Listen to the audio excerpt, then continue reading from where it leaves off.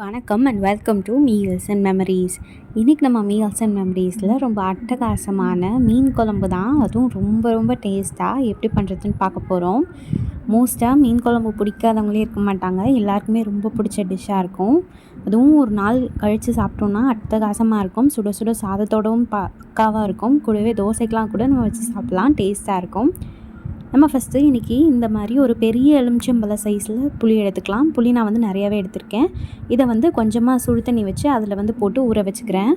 அடுத்ததாக ஒரு mixie jar எடுத்துகிட்டு 30 போல் சின்ன வெங்காயத்தை இந்த மாதிரி மிக்ஸி ஜாரில் மாற்றிக்கிறேன். கூடவே ஒரு ஸ்பூன் சீரகமும் சேர்த்துட்டு நல்லா கொரகொரப்பாக அரைச்சி எடுத்துகிட்டு வந்துடுறேன். ரொம்ப ஃபைனாக அரைக்கணும்னு அவசியம் கிடையாது. அடுத்ததாக ஒரு கடாயை வச்சுட்டு ஒரு குழிக்கரண்டி அளவு நல்லெண்ணெய் சேர்த்துக்கிறேன். நல்லெண்ணெய் சேர்த்தோன்னா தான் மீன் குழம்பு ரொம்ப ரொம்ப டேஸ்ட்டாக இருக்கும். அதனால் நல்லெண்ணெய் சேர்த்துக்கிறேன். நான் ஒரு குழிக்கரண்டி அளவு தான் சேர்த்துருக்கேன். நீங்கள் விருப்பப்பட்டால் இன்னும் கூட அதிகமாக சேர்த்துக்கலாம். எண்ணெய் சேர்க்க சேர்க்க டேஸ்ட்டாக தான் இருக்கும். ஸோ எண்ணெய் நல்லா காஞ்ச உடனேயும் ஒரு ஸ்பூன் அளவு கடுகு, உளுத்தம்பருப்பு, கடலைப்பருப்பு கலந்து வச்சுருக்கேன். அதையும் சேர்த்துட்டு கடுகுலாம் நல்லா பொரிஞ்ச உடனேயும் நம்ம கொரகொரப்பாக அரைச்சி எடுத்துகிட்டு வந்திருக்கோம் இல்லையா, சின்ன வெங்காயம் அப்புறம் சீரகம் ரெண்டையும் சேர்த்து அதையும் நான் அதையும் நான் மிக்ஸி ஜார்லேருந்து எடுத்து கடாயில் மாற்றிக்கிறேன்.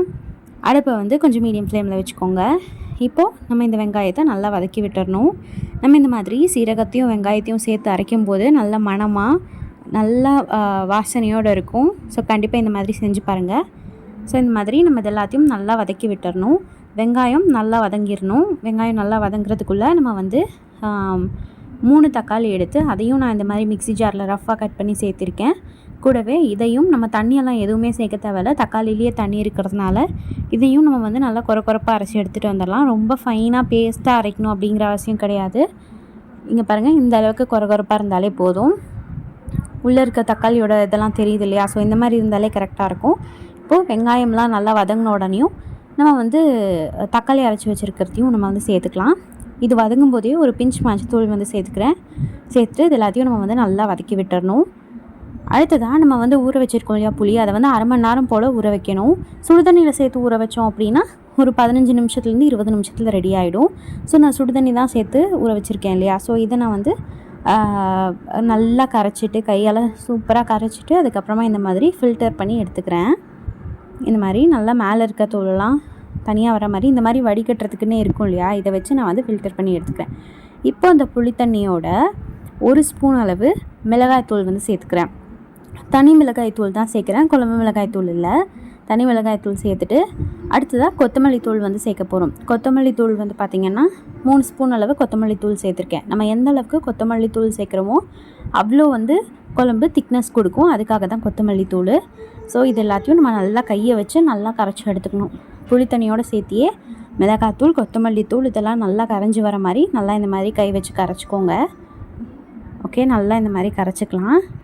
அடுத்ததாக நம்ம தக்காளி வதக்கிட்டுருக்கோம் இல்லையா, அந்த தக்காளி வெங்காயம் சூப்பராக வதங்கி வரணும். எந்த அளவுக்கு வதங்குதோ அவ்வளோ டேஸ்ட்டாக இருக்கும் மீன் குழம்பு.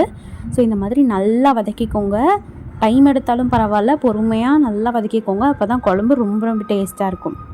இப்போ பாருங்கள், தக்காளி வெங்காயம்லாம் நல்லா வதங்கிருச்சு. இப்போது நம்ம கரைச்சி வச்சுருக்க புளி தண்ணி கூடவே மிளகாத்தூள், கொத்தமல்லி தூள்லாம் சேர்த்து கரைச்சி வச்சுருக்கோம் இல்லையா, அதையும் நம்ம கடாயில் மாற்றிக்கிட்டு நல்லா ஒரு டைம் கலந்து விட்டுருங்க. அப்புறமா கொஞ்சமாக தண்ணி சேர்த்துக்கலாம். உங்களுக்கு எந்த அளவுக்கு தண்ணி வேணும்னு நினைக்கிறீங்களோ அதுக்கு தகுந்த மாதிரி சேர்த்துக்கோங்க. பொதுவாக மீன் குழம்பு நல்லா திக்காக இருந்தால் தான் டேஸ்ட்டாக இருக்கும். ஸோ அதனால் நான் கொஞ்சமாக தண்ணி சேர்த்துக்கிறேன். கொஞ்சமாக தண்ணி சேர்த்துட்டு தேவையான அளவு கல்லுப்பு சேர்த்துக்கிறேன். கல்லுப்பு சேர்த்துட்டு ஒரு தட்டு போட்டு மூடி வச்சுக்கிறேன். நல்லா குழம்பு கொதித்து நல்லா திக்காக வர வரைக்கும் நம்ம வெயிட் பண்ணணும்.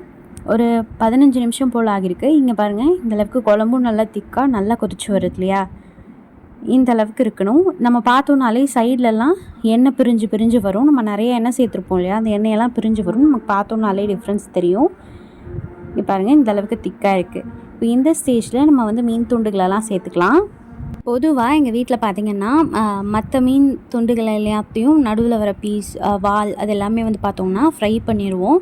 தலைப்பகுதி இருக்கு இல்லையா, இதை மட்டும்தான் நாங்கள் குழம்புக்கு யூஸ் பண்ணுவோம். ஸோ நான் தலை எல்லாத்தையும் நான் குழம்புல சேர்த்துக்கிறேன். நீங்கள் நடுவில் கட் பண்ண மீன் அந்த ஃபுல்லாக சேர்த்துக்கிறனா கூட நீங்கள் சேர்த்துக்கலாம், உங்கள் விருப்பம் தான். எந்த மீன் வாங்கியிருந்தாலும் நம்ம இந்த மெத்தடில் குழம்பு செஞ்சோன்னா அட்டகாசமாக இருக்கும். பாருங்கள், மீன் துண்டுகளெல்லாம் சேர்த்ததுக்கப்புறமா ரொம்ப நேரம் கொதி விடக்கூடாது. ஒரு 5லேருந்து 7 நிமிஷம் வரைக்கும் கொதிச்சாலே போதும். 10 நிமிஷத்துக்கும் கம்மியாக. ஏன் அப்படின்னா, ரொம்ப கொதிச்சதுன்னா மீன்லாம் வந்து ரொம்ப உடஞ்சி போய் அந்த மாதிரி ஆகிடும். அதனால தான் நம்ம வந்து கரெக்டாக 5லேருந்து 7 நிமிஷத்துக்குள்ளே நம்ம வந்து ஆஃப் பண்ணிடணும். ஸோ இது வந்து நல்லா கொதித்து வரட்டும். நம்ம இப்போவே மீன் சேர்த்த உடனேயுமே கொத்தமல்லி இலையும் நம்ம வந்து மேலே தூவி விட்டுடலாம். தூவி விட்டு ஒரு டைம் வந்து கலந்து விட்டுருங்க. இன்னும் ஒரு 5 நிமிஷம் 7 நிமிஷத்தில் மீன் குழம்பு வந்து ரெடி ஆகிடும். ஒரு தட்டு போட்டு வெயிட் பண்ணலாம். அவ்வளோதான், அட்டகாசமான மீன் குழம்பு வந்து ரெடி ஆகிடுச்சு. கண்டிப்பாக இந்த மெத்தடில் இதே அளவுகளோடு செஞ்சு பார்த்துட்டு எப்படி வந்துச்சுன்றதை கமெண்ட்ஸில் சொல்லுங்கள். இது நம்ம சுட சுட சாதத்தோடு சர்வ் பண்ணோன்னா பக்காவாக இருக்கும்.